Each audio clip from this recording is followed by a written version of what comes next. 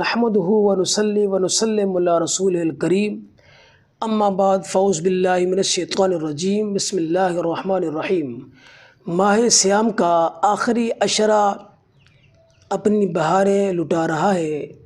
آخری عشرے میں جو طاق راتیں ہوتی ہیں ان طاق راتوں میں لیلۃ القدر کی تلاش ہوتی ہے۔ بہت سارے احباب نے اصرار کیا ہے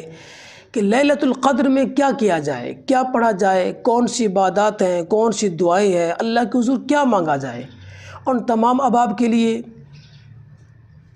آپ کے گوش گزار کر رہا ہوں کہ لیلۃ القدر یعنی جو طاق راتیں ہیں ان طاق راتوں میں قیام اللیل کیا جائے،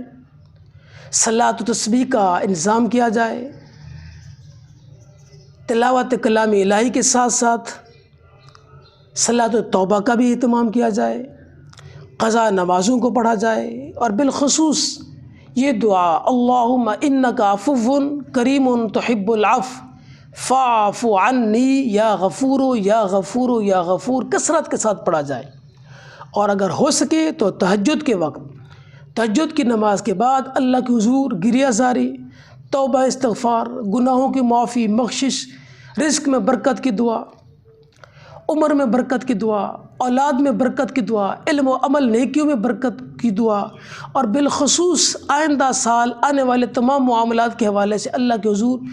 دعا کرنی ہے کہ اللہ کریم آئندہ سال میں آنے والی تمام تر مصیبتوں سے، پریشانیوں سے، دکھوں، تکلیفوں، آفتوں سے محفوظ اور مامون فرمائے۔ تو ان طاق راتوں کے اندر ماہ سیام کے آخری عشرے کے طاق راتوں میں اللہ کے حضور صلاۃ و تسبیح ادا کرنی ہے،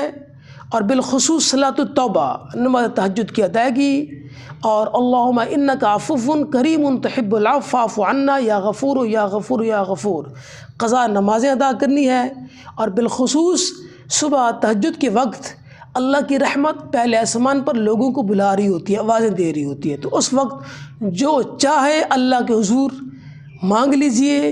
اللہ کریم عطا فرمانے والا ہے، اس کے خزانوں میں کوئی کمی نہیں ہے۔ تو اللہ کے حضور جو چاہے جتنا چاہے ہم مانگ سکتے ہیں، اللہ پاک عطا فرمانے والا ہے۔ جزاکم اللہ خیرا۔